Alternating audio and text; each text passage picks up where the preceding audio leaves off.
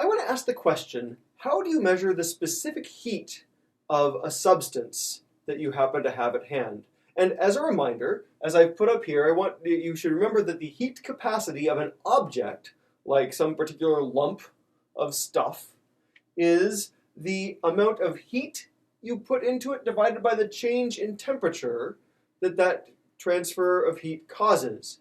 That's a flow of energy into the system divided by the change in temperature it gets. We know that temperature is related to the thermal energy of the object, the average thermal energy of the object, and so heat capacity is just telling you the ratio of those two. Now, that depends on the specific object you have, but you might be interested in the material that it's made of. Like I might have a big or a small lump of copper, but whichever one I have, it's still copper, and there should be something that's the same for all copper everywhere. That concept is the specific heat, which is just the heat capacity divided by the mass. So it'll be heat capacity per gram or heat capacity per kilogram. Some people define specific heat as specific heat per mole of the substance or specific heat per molecule. Those are also perfectly good definitions, but we're going to focus on specific heat per gram or per mass as our way of doing this. So how would you measure the specific heat of a substance? And in particular, let me set up a scenario for you. Imagine that I have some weird lump of metal, and I hand it to you, and I put you in my kitchen, and I say, tell me the specific heat of that lump of metal that I just handed you.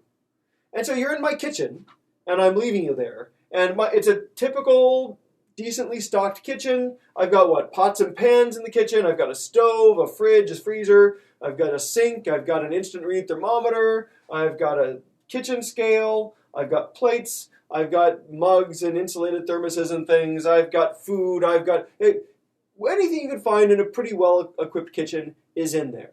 And I'm going to leave you there. I want you to figure out how could you come back and report to me within 20 minutes, I don't know, within some reasonable period of time, what is the specific heat of that material that I just handed you that lump of.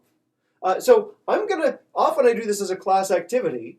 I'm just going to leave you here for a second. I want you to pause the video, and I want you to think about it and make out a plan. Sketch it out on paper or something. Make a plan. What are you going to do? What's your plan in my kitchen? Take a minute and do that. Go ahead, hit pause. I'll wait.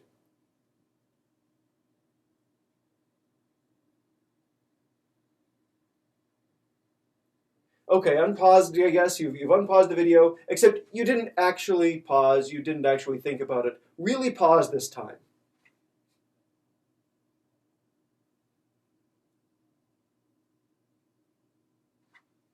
Okay, here's the plan. There are many plans that could work. You don't need to do it the exact same way, but let me tell you how I would do this, now that you've had a chance to think about your way.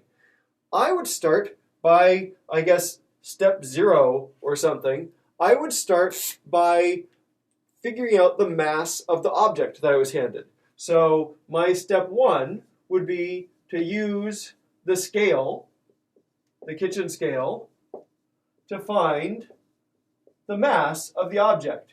And just for kicks, you didn't have this information, I'll just tell you, when I do that with this particular object, I find that it is 100 grams of whatever mysterious metal it's made of. Okay, cool, that's my first step.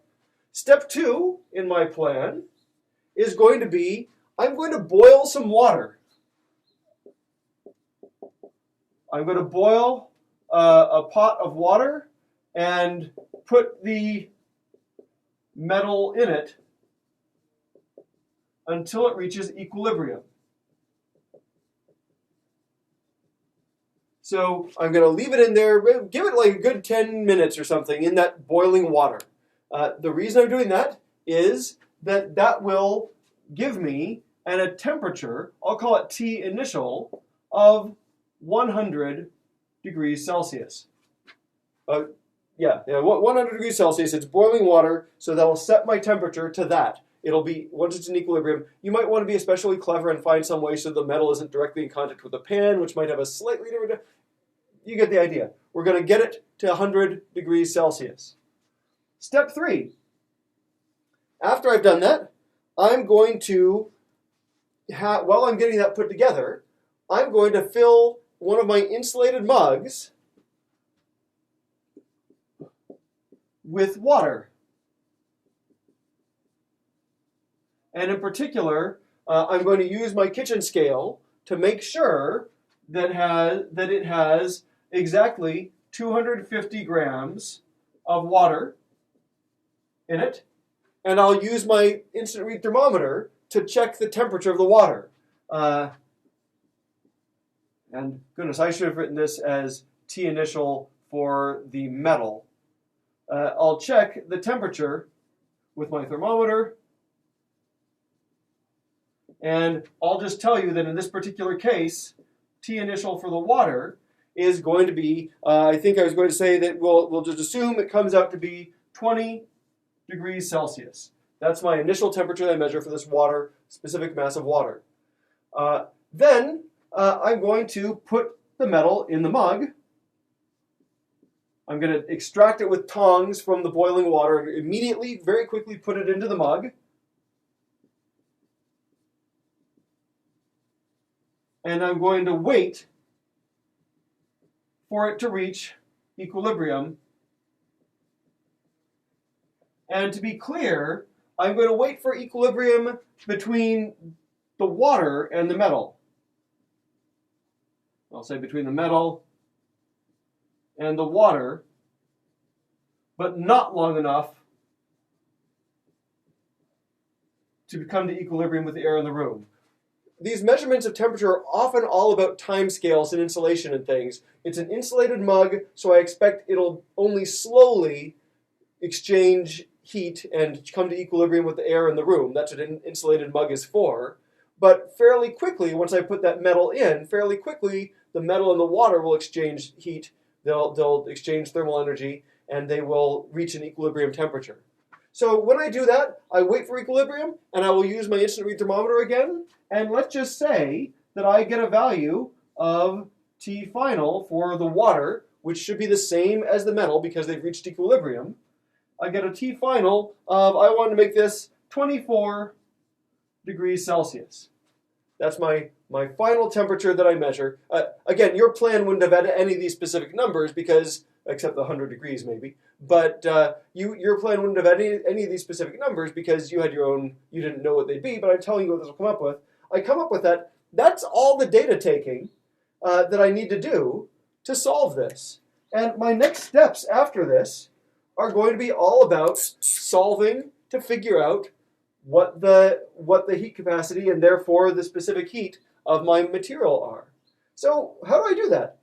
There are a couple of ways, and let me point out. I'll talk about it in a very sort of conceptual way first, and then I'll talk about a general equation I get set up to do this all at once. So I can ask, what was the heat absorbed by the water? I could say, what was Q into the water?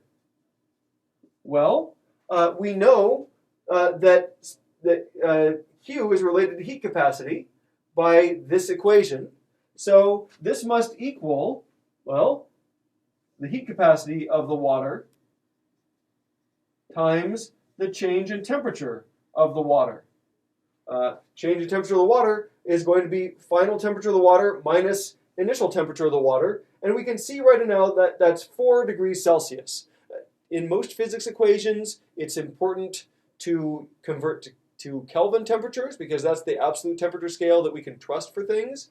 But for equations that are written in terms of a delta T, a change in temperature, it's safe to do just Celsius instead because differences in temperature are the same in Celsius and Kelvin. That's the point of the Kelvin scale, is that it's got the same size degrees as Celsius. So I know that delta T is 4 degrees Celsius. It went positive 4 degrees Celsius from initial to final. So I can figure this out.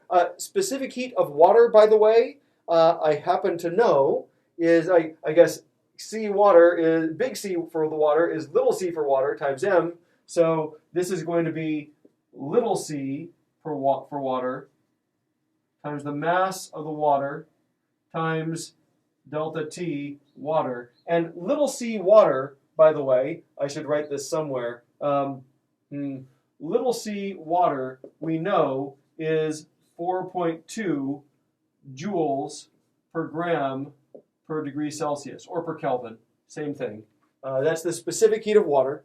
And so we're going to use that. We're going to use that quantity. We're going to plug these things in, and we can find that Q, heat that went into the water from the metal, that heat that went into the water must have been 4.2 joules per gram degree Celsius times, I measured out 250 grams of water with my scale, times the 4 degrees Celsius that I measured for my change. By the way, that's not very many sig figs. There's only one significant digit in my delta T. So this is not going to be a terribly precise measurement of heat capacity and of the specific heat that we come to. But it's what we got. So doing this, I can multiply this. What do I have? 250 times 4 is 1,000 gram degrees Celsius. You can see the degrees Celsius will cancel. The grams will cancel. So we get joules. 250 times 4 is 1,000 times 4.2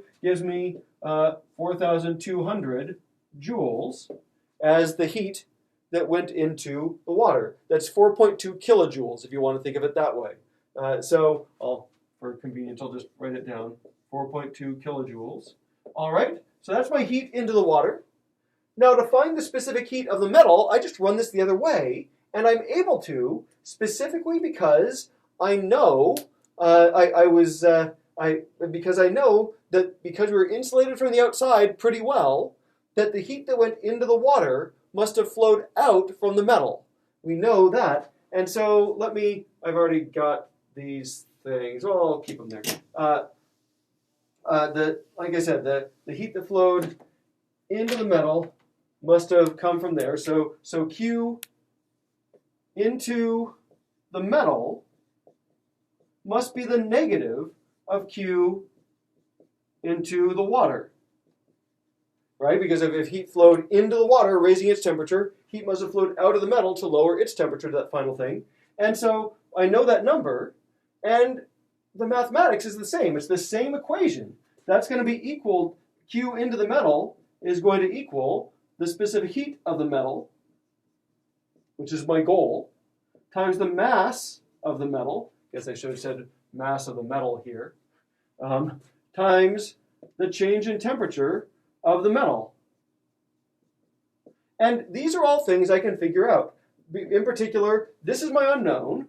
Mass of the metal, I said I measured as 100 grams. And delta T metal, again, delta T is T final minus T initial for the metal.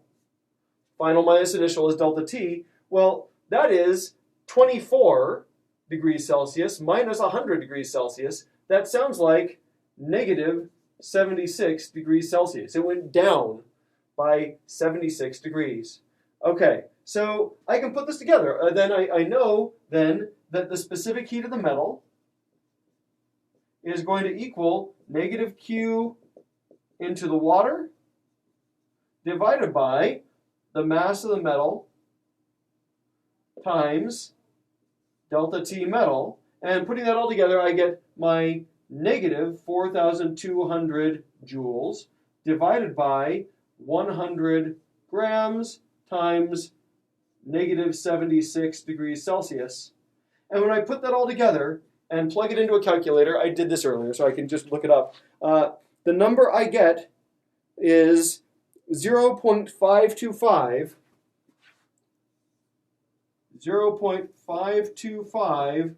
joules per gram degree Celsius.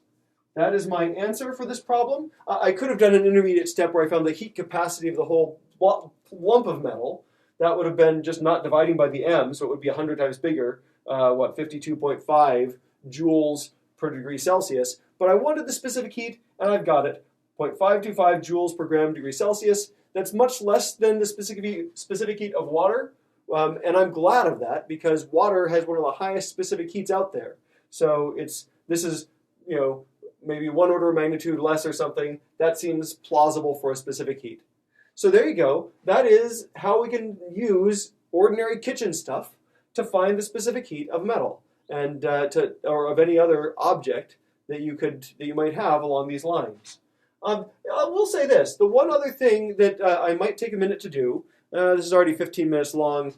Maybe if I make this longer, it'll scare people away. I'll come back with a quick second video doing this calculation, the same calculation, the same setup. I'll do the calculation in a slightly different way. But just to show that you can do it all very formally and symbolically, not having to think through every step one at a time like this, you can solve for it. So we'll do that. But for right now, that's what I wanted to do. The point of it, the main point of this example, is just seeing this idea that as long as you're insulated from the outside environment, the heat that flows into one substance in equilibrium must have flowed out of the other substance in equilibrium. That exchange of thermal energy by the flow of heat is exactly balanced between the two due to, ultimately, the first law of thermodynamics and conservation of energy. And we can use these definitions to relate the different substances. So there you go, finding specific heats. It's not bad.